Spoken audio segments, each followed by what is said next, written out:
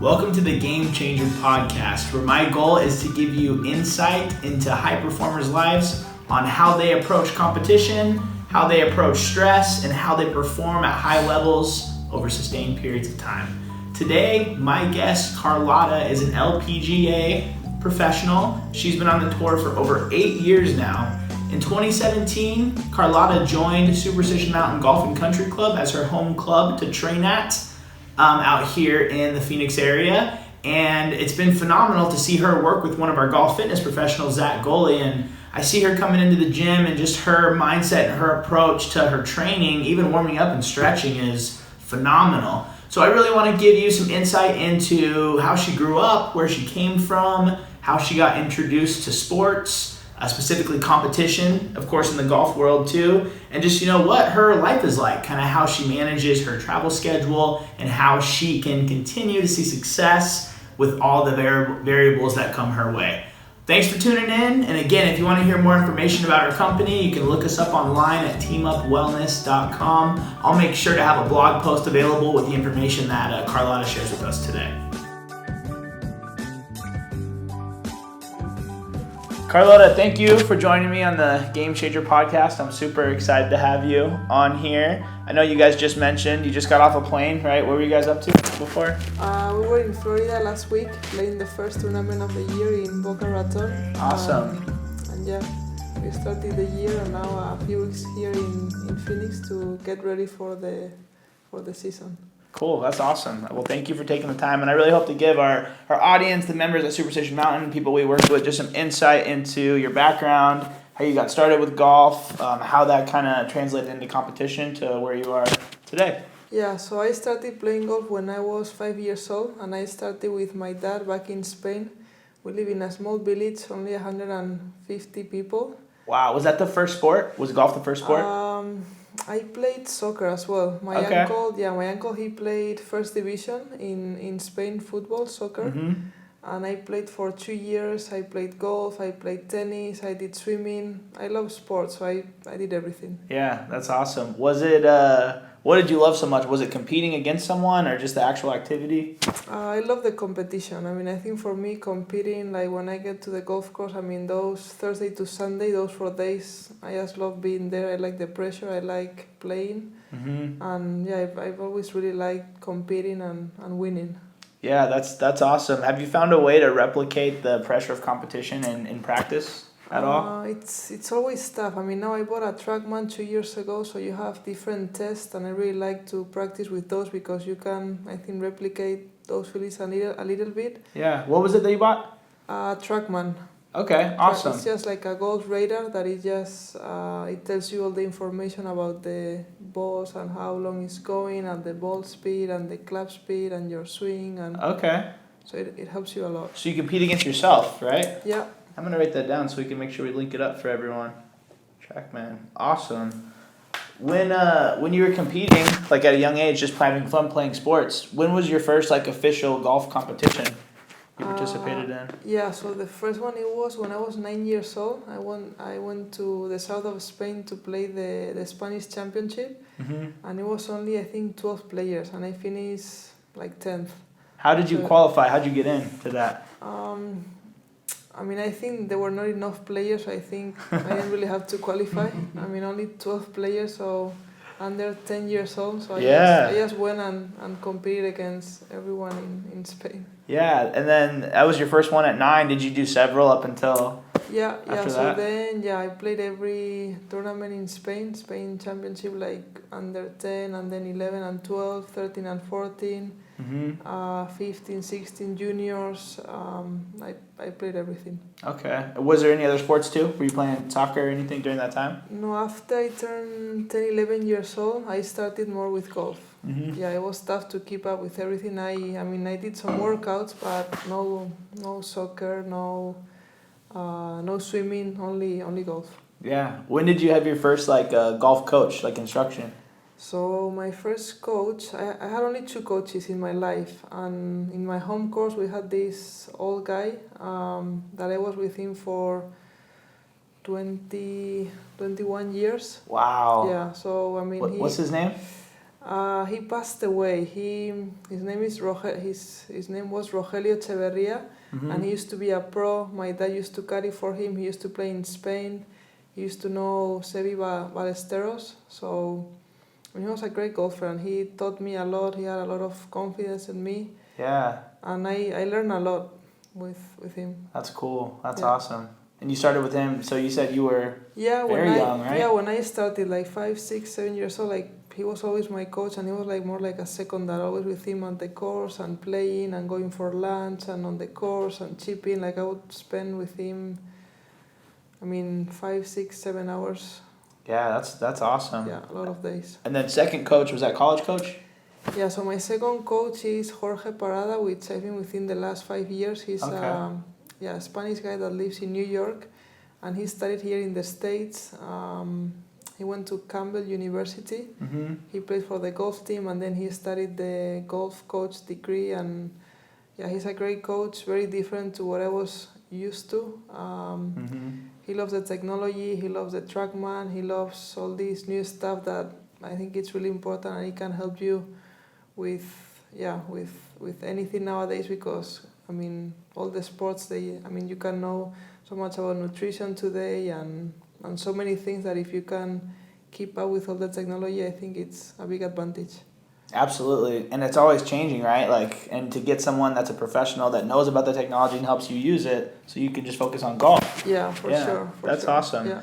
When you were competing growing up, when did fitness start becoming a part of your golf preparation? Yeah, I think fitness has been always important for me, especially to avoid injuries. I've been quite lucky, and I never really had anything major during my career. So I always been working out since I was 10, 11, 12 years old. When I came to the States and when I came to college, I saw the purpose more important because it was more golf specific, and I think in the States you guys specialize more, and I really like that. It's more specific to your sport. Back home it's more general, you work out, you feel good, but I think here you do it the right way. Yeah, absolutely. So just so you know, I interned with ASU Sports Performance Program in maybe 2012, 2013, and I interned with swimming, softball, and tennis. Yeah. And it was so cool to see the specificity between each sport. What was that like when you were at ASU?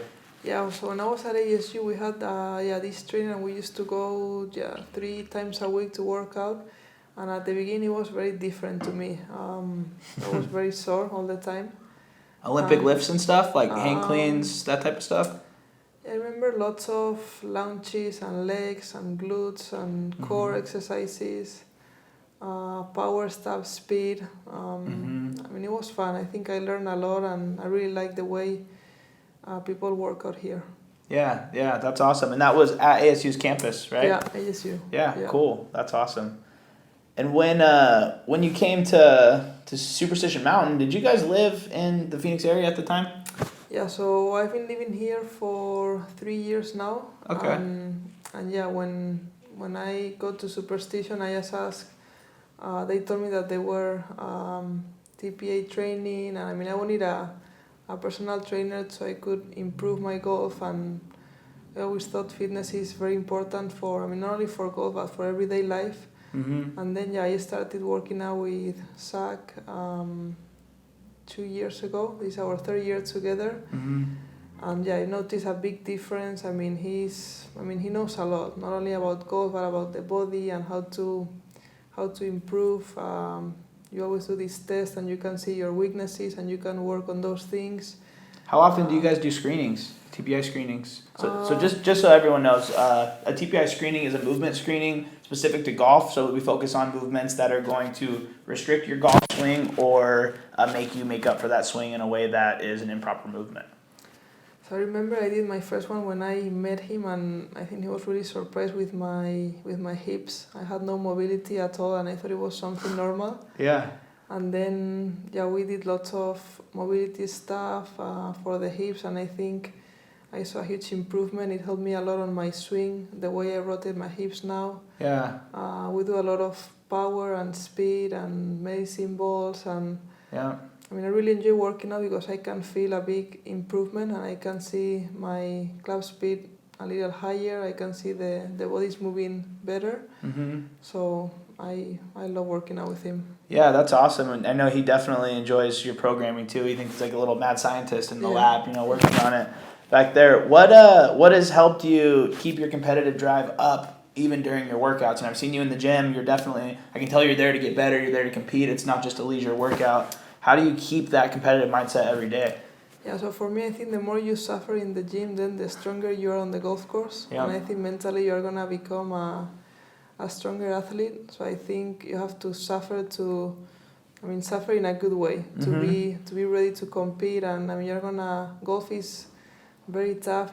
Mentally, it's a draining game. And I think the tougher you are in the gym or in life in general, the tougher you will be in the golf course and the better you're going to respond to all those challenges. Yeah, absolutely. That's some really good insight. What I know you travel a lot. What does your travel routine look like? So let's say you have a tournament, like this recent one you had. How often or how soon before the tournament do you like to fly in to the location? Yeah, so usually if it's within the States, we'll fly on the Sunday, get there Sunday night, Monday, go play 9 holes, Tuesday the same, maybe a workout on Tuesday, and then Wednesday we have the pro-am, every Wednesday before the tournament. Sometimes it's 9 holes, sometimes it's 18. And then tournament starts on Thursday. You play one day early, one day late, Thursday, Friday. And then you have a cut. So you have 70 players and ties go through the weekend. And then it's just whoever plays better is going to play later on the weekend. So you're trying to play good so you don't have to wake up too early. Yeah. On the weekend. Do you like to sleep in? I like my sleeping a lot. Yeah. What's the hardest part about adjusting? So you fly to a new place, you get there on Sunday, Monday.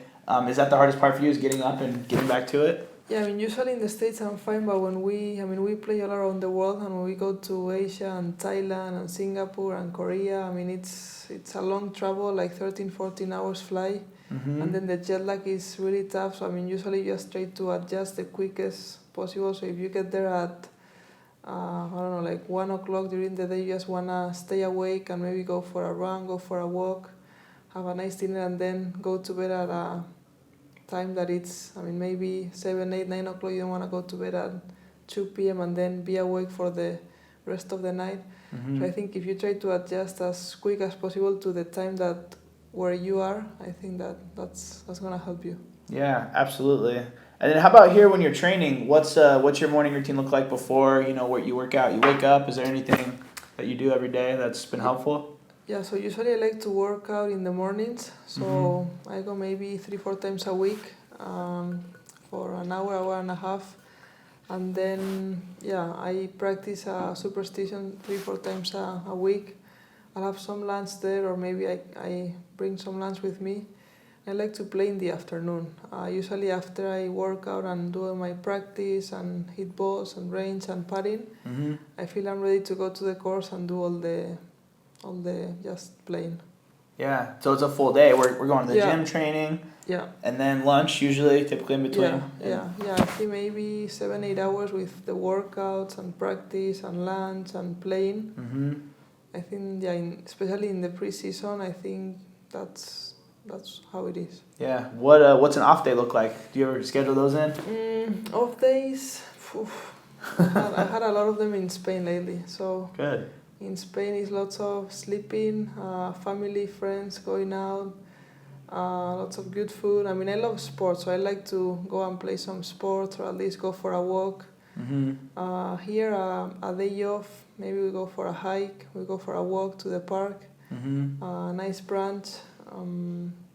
We like sports, so we like watching football on TV. We got the Super Bowl coming up, right? Yeah. But yeah, I think our life is lots of sports. Yeah, good. Yeah. Keeps you entertained, right? Yeah. Yeah, awesome. What should we expect for you in 2020? Are there any new feats or new goals you're reaching for? 2020. So I'm just gonna try to keep improving. I would love to win again on tour. I would like to play good in the Olympics this year in the summer. That's always something that I would love to do. And then just keep improving every day, keep feeling good. I think if you keep working hard, the results will come. Yeah, absolutely. Any advice you could give a younger lady, maybe in college or just getting into college, on preparation and how maybe they can start improving their body through fitness to help their golf success, their golf career? Yeah, I mean, I think the most important is to get someone that knows, educate yourself and hire a professional that knows about the body, because if you start doing things by yourself, you can get an injury very easy. So I think if you work with professionals, it's always a plus, and it's always something that is going to be beneficial in the future. So that would be my first recommendation. Yeah, thank you. Thank you for that. Well, great, Carlota. Thank you for being here today. Greatly appreciate your insight and your focus and your drive to stay on top. So thanks for being here. Yeah, thank you. No worries. Absolutely. There it is, my interview with Carlota. Just her mental focus and preparation, the way she approaches all things in life is really impressive to me, and I'm really excited that I'm able to share her background and her current training knowledge with you all. Thanks for tuning in. Again, I'll have this information up on our website, teamupwellness.com. We'll have some content on how to get in touch with Carlota and follow up on the resources that we discussed in today's episode. Thank you so much for tuning in. Have a fantastic day. Look forward to connecting with you soon.